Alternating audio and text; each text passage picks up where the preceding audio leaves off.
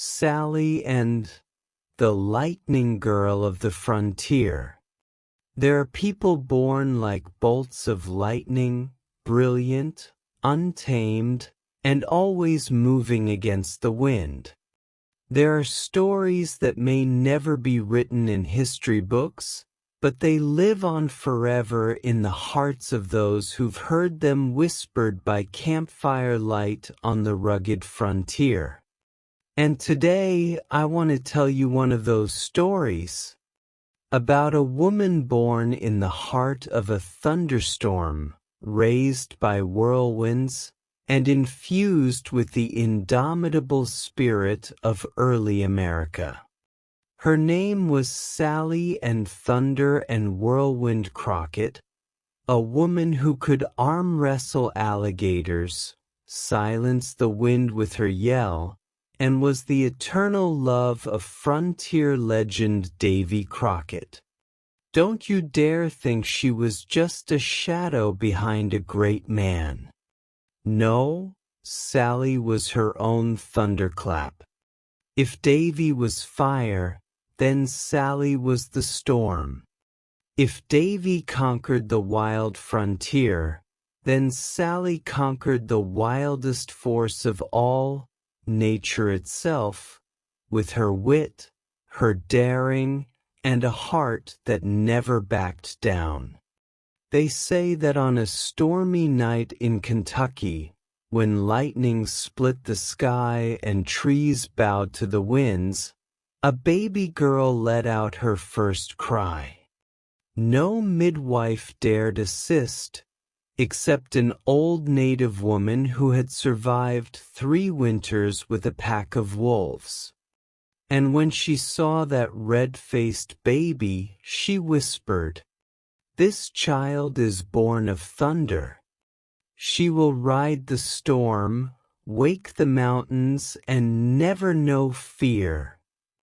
Sally grew up catching water snakes with one hand and hurling stones into bullseyes with the other by the age of 4. While other kids ran from bee swarms, Sally climbed to the top of trees to laugh at the queen bee.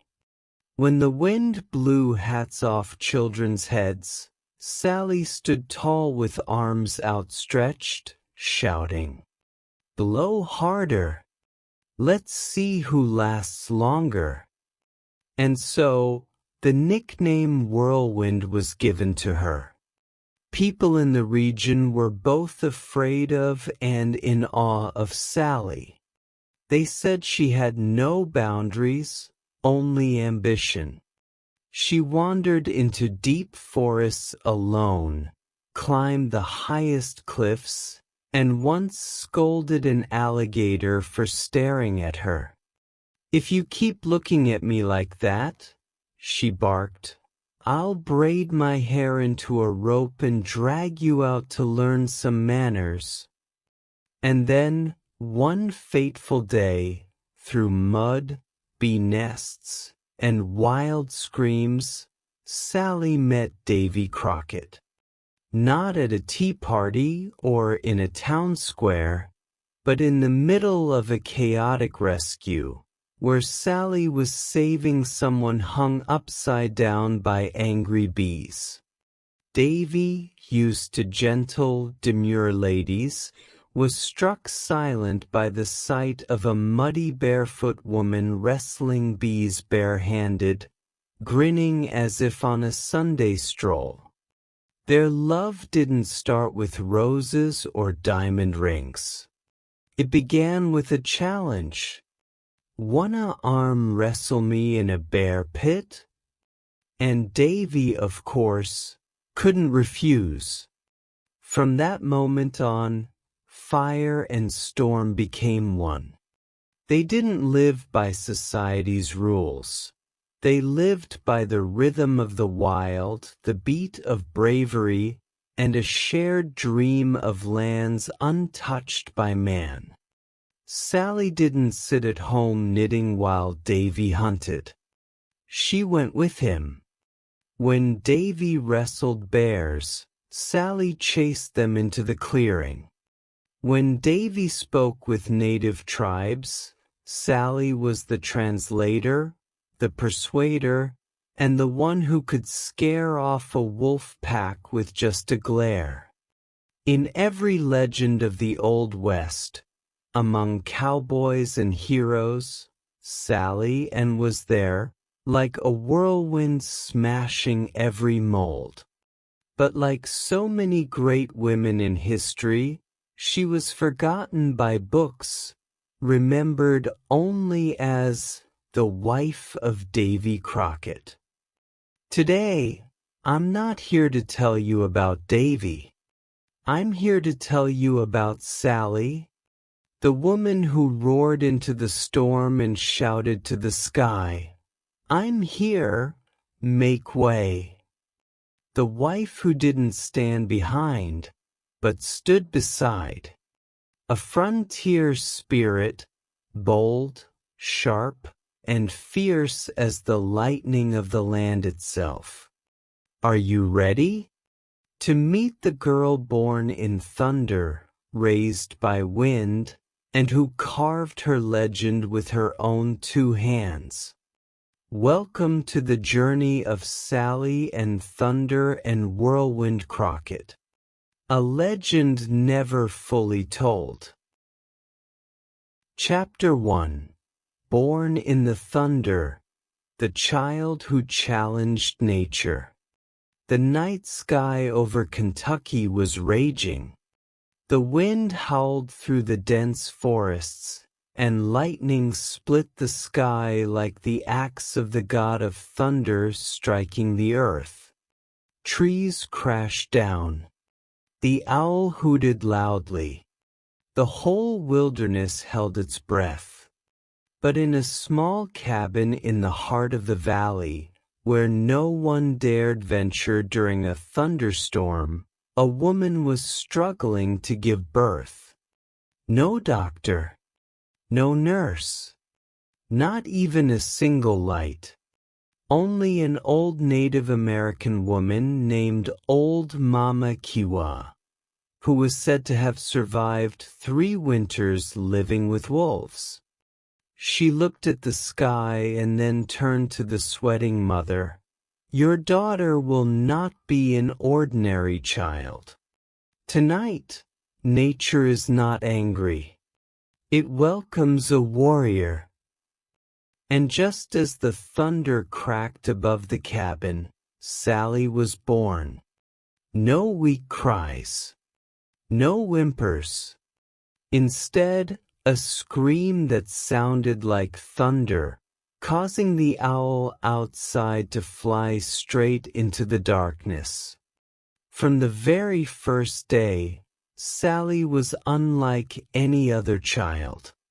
At just 7 months old, she crawled out to the horse stable and tugged on the horse's tail as if she were playing.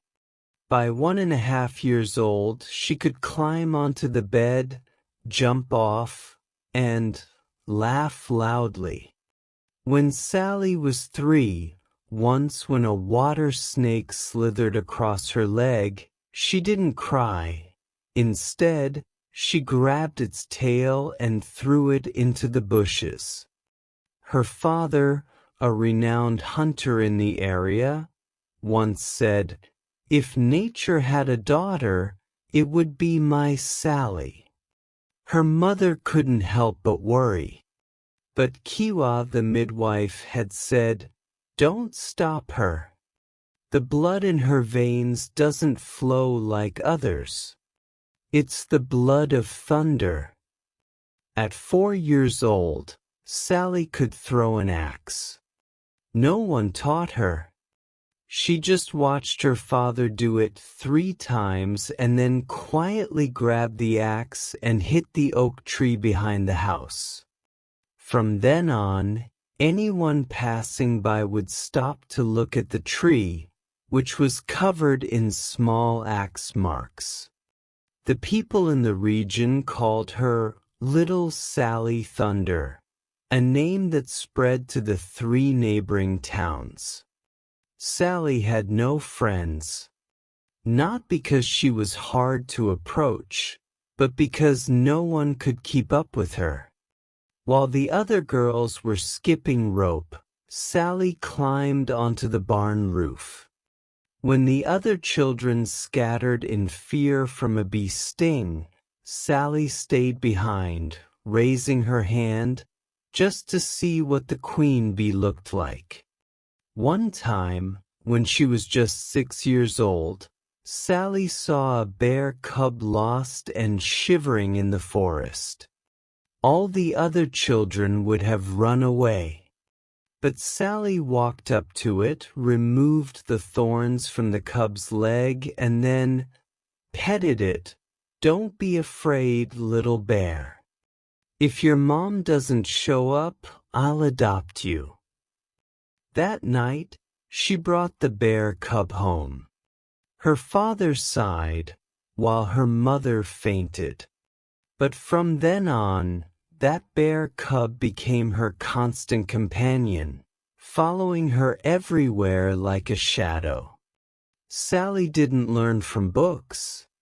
She learned from the wind, from the trees, from the streams. Every time it rained, she ran out into the yard, stretched out her arms, and spun in circles under the sky.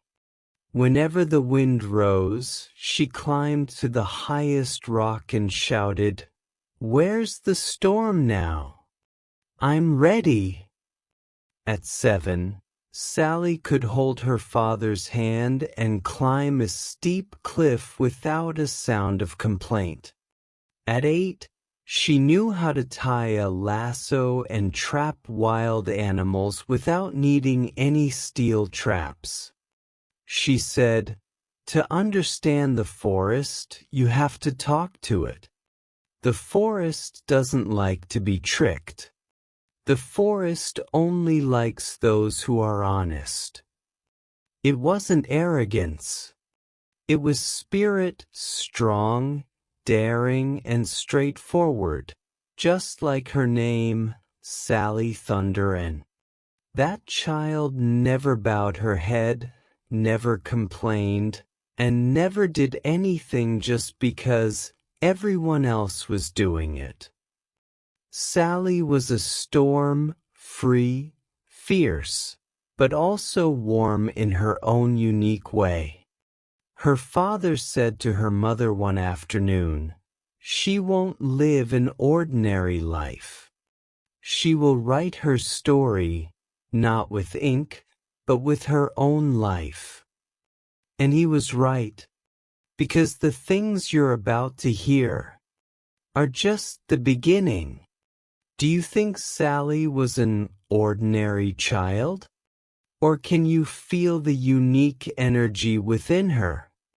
If you find this inspiring, don't forget to like the video, subscribe to the Bold Steps Forward channel, and share this story with those who need a boost of spirit.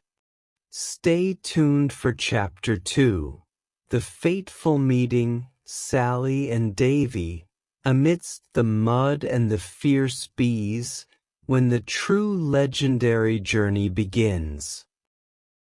Chapter 2, The Fateful Encounter, Sally and Davy between mud and fierce bees.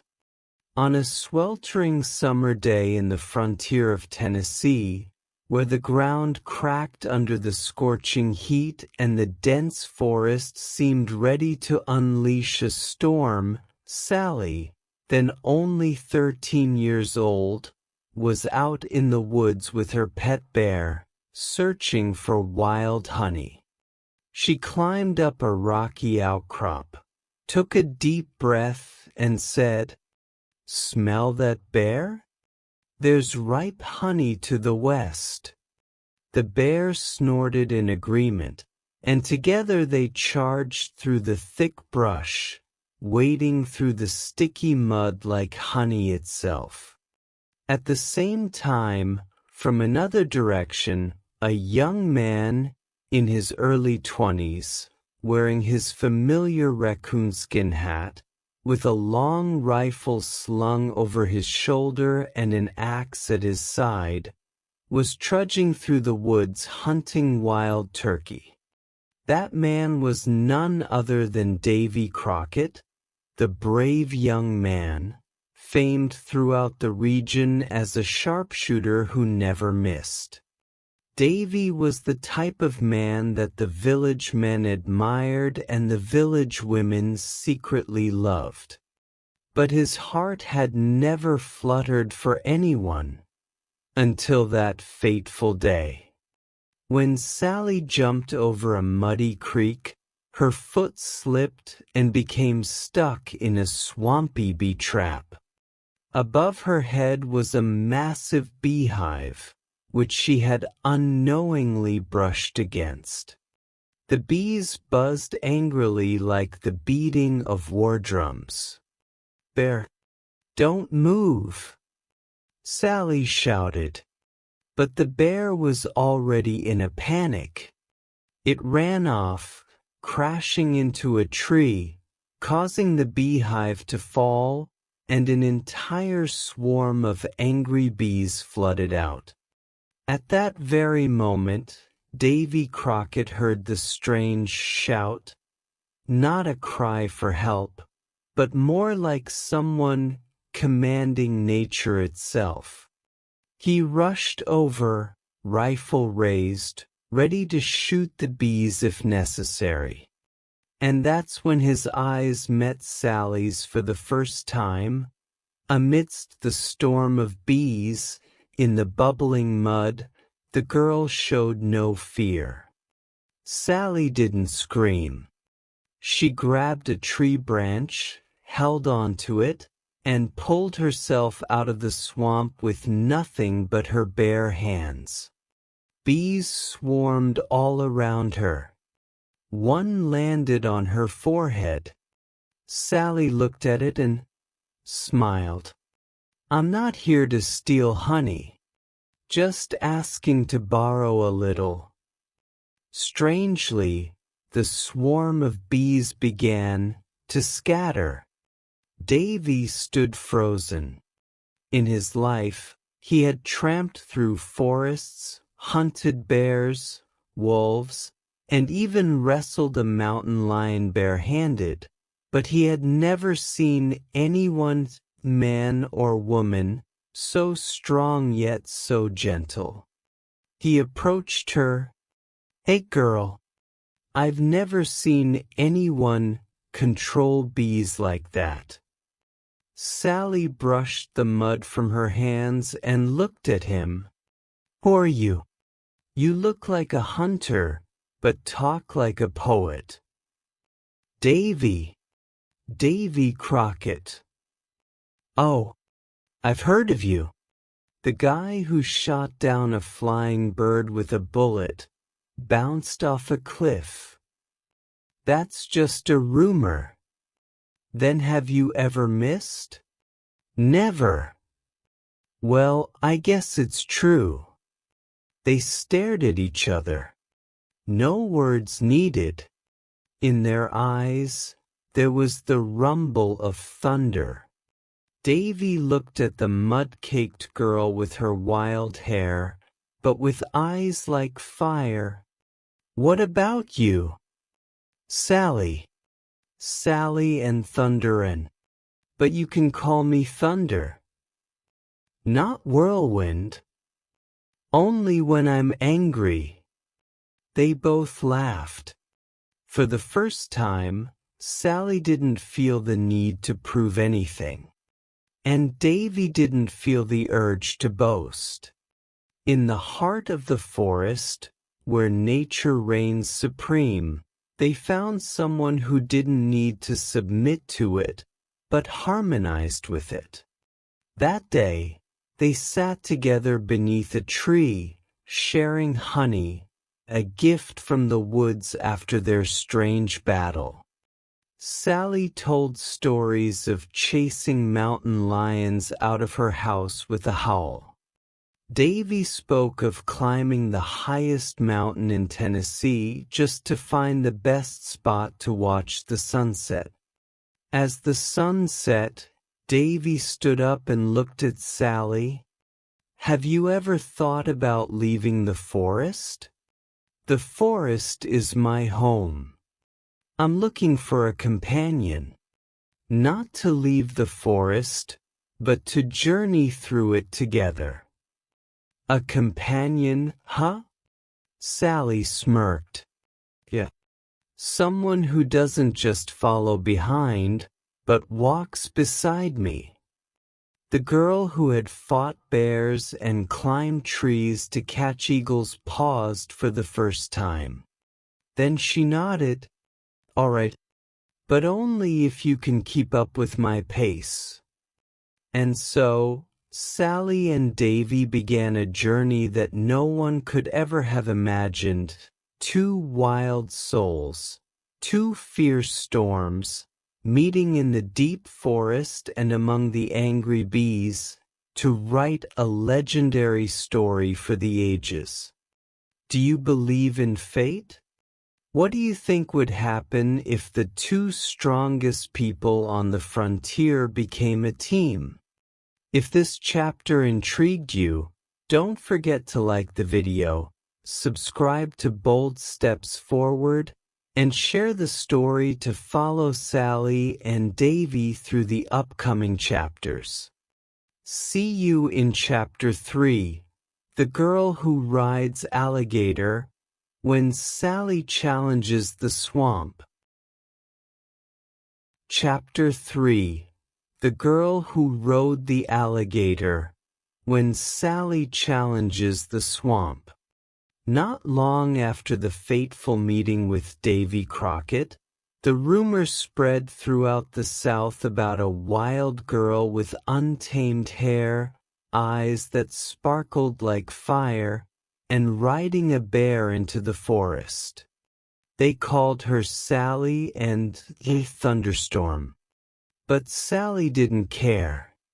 To her, fame was just an echo from afar. The only thing that made her heart race were challenges that no one dared to face.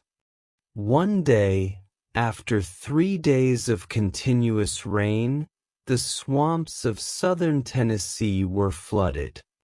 The whole town near the forest was paralyzed by a massive alligator, as big as a boat, over 20 feet long, with skin as tough as steel, known as the Swamp King. It flipped boats, devoured cattle, and scared even the most seasoned hunters away. No one dared approach the swamp anymore, until Sally heard the news. Sitting by the campfire, Davy was sharpening an arrow when he said, "Don't be foolish, Sally. That alligator has swallowed 2 men whole in the blink of an eye." Sally chewed on a piece of dry grass, her eyes sparkling. "I'm not going to kill it. I'm going to ride it." Davy burst out laughing. "Ride it? Haven't you ridden a bear already?" Sally stood up and threw the grass into the fire. "If it can float on water, I can ride it." And so, the next morning, she ventured into the swamp alone, armed with a rope, a piece of raw meat, and the half-smile of someone who knew no fear. The air was thick with the stench of mud and moss. The croaks of frogs, the buzzing of mosquitoes, and a heavy splash echoed from the middle of the pond. It appeared. The alligator's head rose from the water like a slick black stone. Its eyes glowed red. Its teeth were like sharp stakes. Sally stood on a tree stump and tossed the meat far away. The alligator charged toward it. In the moment it opened its mouth, Sally jumped from the tree, wrapped the rope around its snout, and climbed onto its back like a rider on a horse. The whole swamp roared. The alligator rolled under the water, thrashing like a storm. But Sally held on tightly, never letting go. One hand gripped the rope, the other held a paddle like a whip. Every time the alligator turned its head, she spurred it forward, straight. No right turn, no left turn. I'm Sally, the one who tames the monsters. The people around the swamp gathered in awe. An old hunter stammered, "I've never seen anyone ride a beast like riding a mule." An elderly woman exclaimed, "That girl, she really is a daughter of thunder." After nearly an hour of struggling, the alligator swam calmly around the swamp, as if it had forgotten it was once the king. Sally stood on its back, waving at the villagers as if performing a circus act. When the alligator returned to the shore, she dismounted, removed the rope from its snout, and gently patted its head. "Now you're not the Swamp King anymore. Just a companion." The alligator did not resist. It silently slid back into the deep water, leaving behind a newly written legend. That evening around the campfire, Davy shook his head, laughing. "You're crazy, Sally." She bit into a roasted fish and replied nonchalantly, "How else can one live a full life? No one thinks about riding an alligator. But you don't just think, you do." Sally glanced at him. "And you? Are you planning on living with a girl who rides alligators?" Davy paused for a second. Then he smiled. "I think I'll learn to ride turtles to keep up." They both burst out laughing. But deep in Davy's heart, he knew he had just witnessed something extraordinary.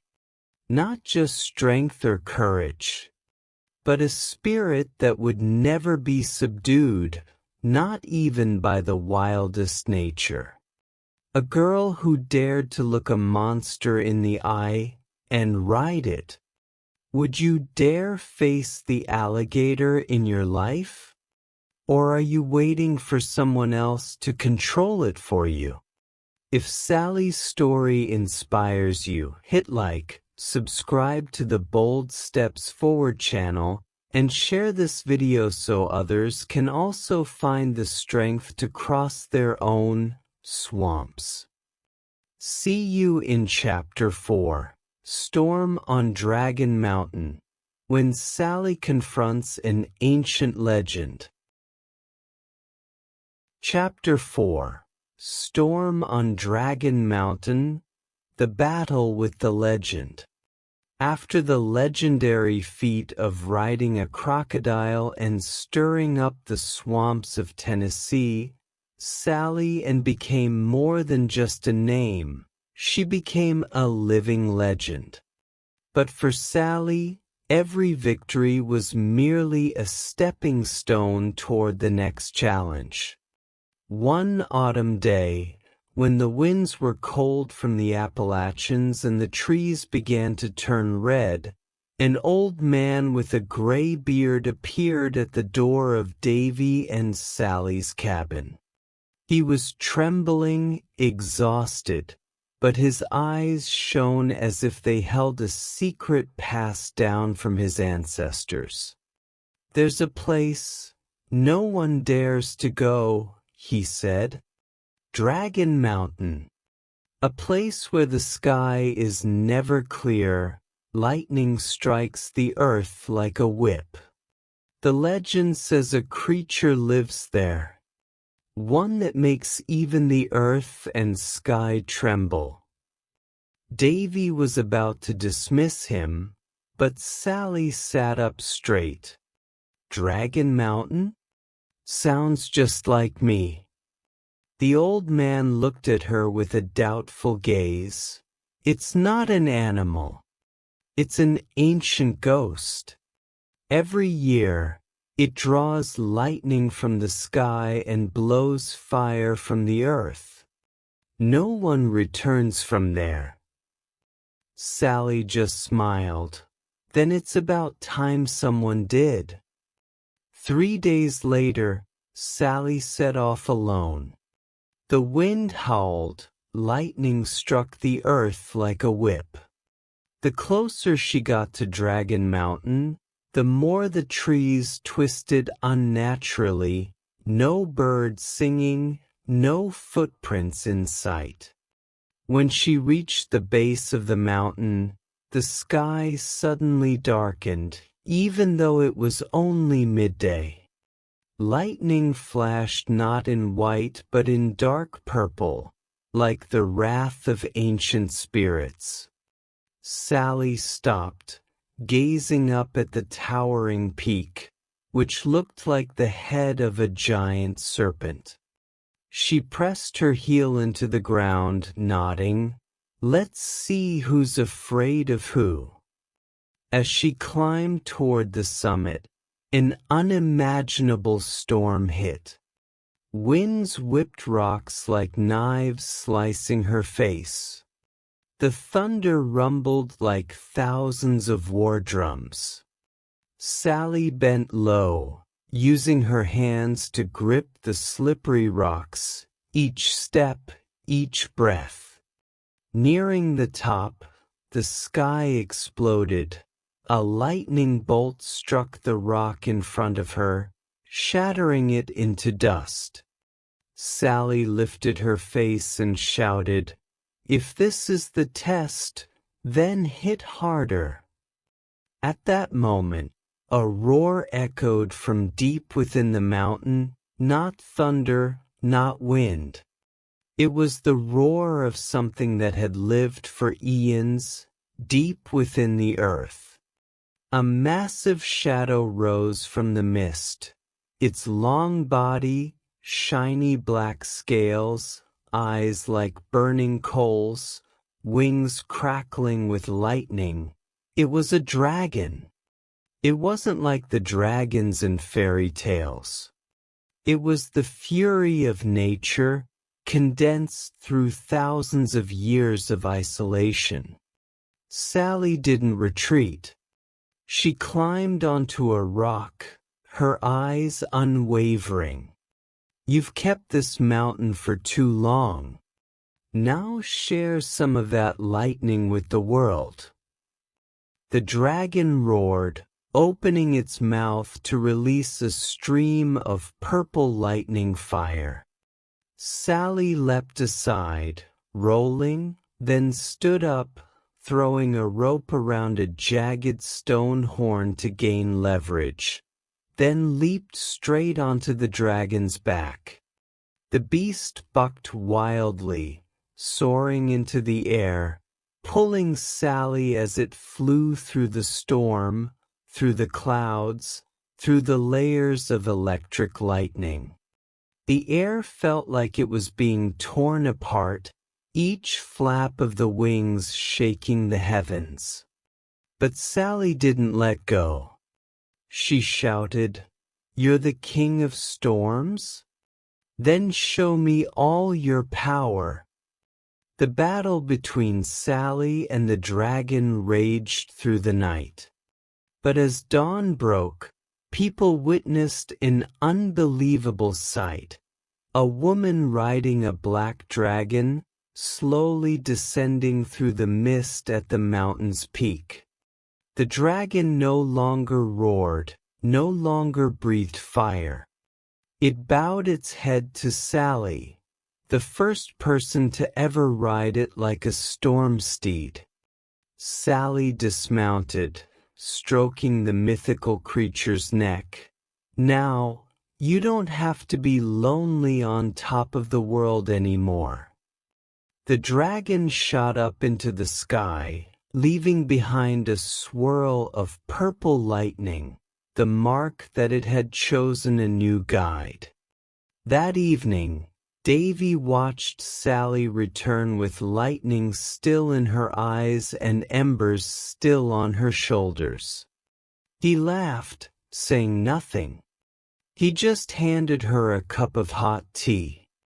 "How was the mountain?" he asked. Sally sipped her tea, replying simply, "The wind blows better now." "Would you dare to climb your own dragon mountain, the place of your deepest fears, only to ride it as your own storm steed?" If this story moved you, hit like, subscribe to the channel, and share this video to inspire those fighting their own challenges. See you in Chapter 5. The final showdown, Sally and the Darkness Within. Chapter 5. Face to Face with the Darkness Within. After taming the Thunder Dragon atop Dragon Mountain, Sally Ann's name echoed throughout the American frontier. People sang her praises, and the legend spread like wildfire in the dry season. But what no one knew was that the fiercest battle wasn't fought out there, amid the winds and thunder, between Sally and the monster. It was about to take place within her own soul. One night, Sally suddenly woke up, her heart pounding. It wasn't fear, it wasn't excitement, it was an eerie emptiness. Davy was fast asleep. Sally threw on her bearskin coat and stepped out of the house. The cold night wind cut through her jacket, but it wasn't as cold as the emptiness inside her. She had defeated monsters, tamed dragons, crossed mountains and rivers. But why did it still feel like it wasn't enough? Why, in the midst of praise, did her heart feel so lonely? The next morning, Sally left without saying a word to Davy. She rode westward to an unknown land not marked on any map. A barren desert, where red rock formations jutted out like the fangs of a demon. There, she found a cave. The locals called it the Mouth of Souls. They said that anyone who entered would face their true self. And not everyone had the courage to return. Sally approached the cave entrance, her eyes stern, her heart unafraid of the darkness. "I've defeated dragons. Now it's time to defeat what's roaring inside me." Inside the cave was another world. No land, no wind, only mirrors, thousands of mirrors growing from the walls, from the ceiling, from the floor. Sally saw herself reflected from every angle. But each image was different. One Sally laughing madly, another Sally collapsing in exhaustion, one Sally crying like a child, another smiling falsely among a cheering crowd. She turned around, but the largest mirror appeared before her. In it, there was a Sally as black as coal, with fiery red eyes, holding an axe, standing motionless. The black figure of Sally stepped out of the mirror. "I am you," it said. "I am the part of you that you've never dared to acknowledge. I am the pride, the ambition, the anger, the loneliness, the feeling of never being enough. Sally clenched her fists. "I'm not afraid of you." The dark figure laughed. "Then fight." The battle within the mirror cave had no fire, no thunder, just the reflection of the soul. Every strike Sally made was countered. Every time she pushed back the darkness, it returned with a new pain in her heart. The dark figure shouted, "You always wanted to be admired. You're afraid of becoming ordinary. You worry that without new achievements, people will forget your name." Sally stepped back. She realized it was true. Those words were like needles in her heart.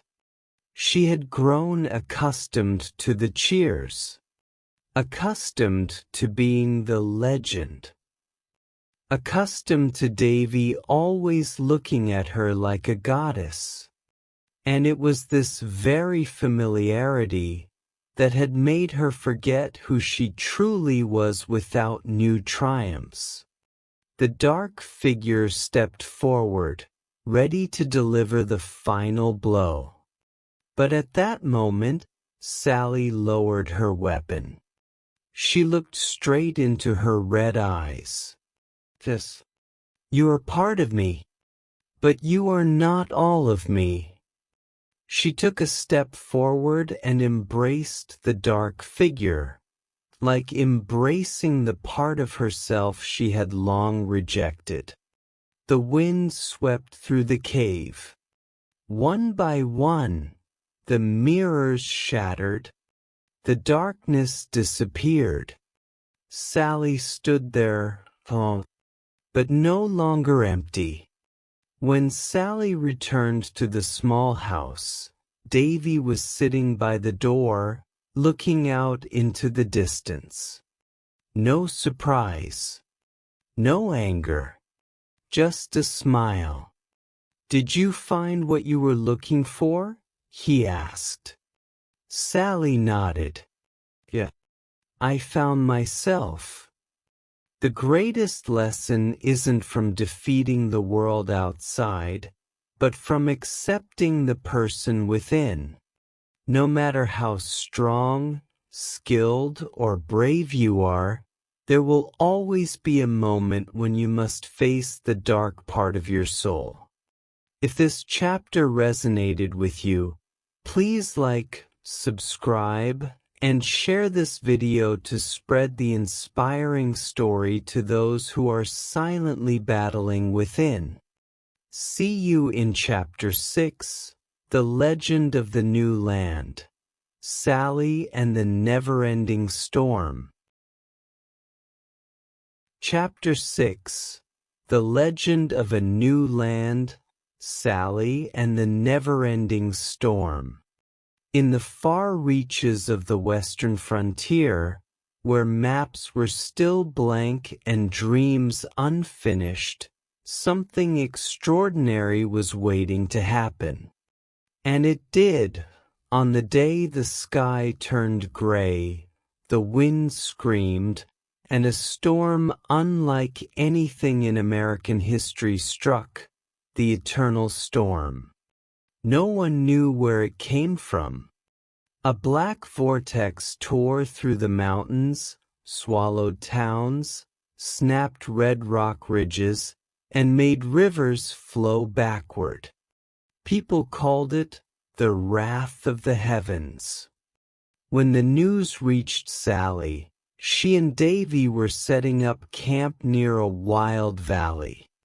They heard strangers running past, screaming in fear. "The storm won't stop. It's been 3 days. Trees snap like twigs. Houses fly like dead leaves. Everything is vanishing." Davy gripped Sally's hand. "This one's different." Sally didn't respond. She looked west, where the dark clouds curled like a massive beast, howling like a wounded animal. The fire in her eyes returned. The next day, while everyone retreated, Sally moved forward. Alone, riding her black war horse, she charged straight into the heart of the storm. The wind blew against her, stones sliced through the air like knives, but Sally never stopped. Wrapped in dragon hide, her trophy from the battle atop Dragon Mountain, she camped right in the spinning winds. Night fell. The sky held no stars, only the howling of thousands of souls trapped in the vortex. And then the storm spoke to her. "Who are you to face me?" A voice rumbled from the clouds like thunder. "I am Sally and Thunder and Whirlwind Crockett, wife of Davy, child of the earth, daughter of the wind, one who bows to no force." The storm laughed. "You think you can stop me? I am chaos made flesh, the fury of the skies and of men. I am the truth this world fears to face." Sally climbed a towering cliff. The wind tore her hair like wildfire. She shouted, "You are not the truth. You are fear fed and grown, and I am your limit." At that moment, lightning struck. A great bolt split the sky, illuminating the land in panic. But Sally leapt up and caught the lightning. With her dragonhide cord, she tied the lightning into a loop and hurled it into the eye of the cyclone. The storm screamed in pain, writhing like a beast bound in chains. Sally stomped the ground and roared, "Return to the sky!" The storm spun faster, faster, then exploded into a million glittering raindrops, falling like golden dust under the first sunrise after a never-ending night. The people rushed to the scene.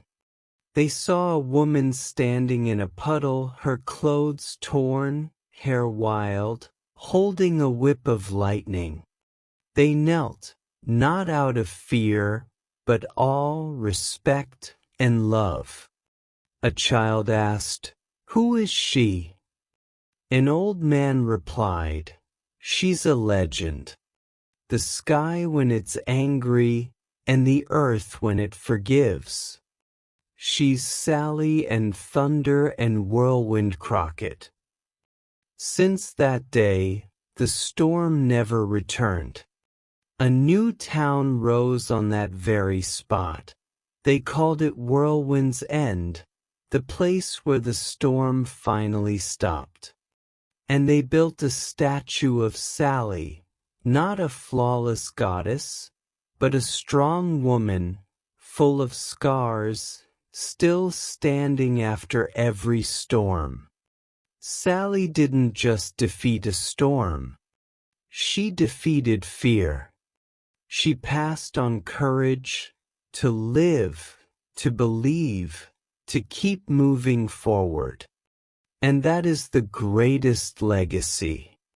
Not a legend of the past, but a living flame in the hearts of those brave enough to walk through fear and become the extraordinary version of themselves. If this story touched you, if you felt the spirit of Sally, and please like, subscribe, and share this video with someone who needs a flame in their heart.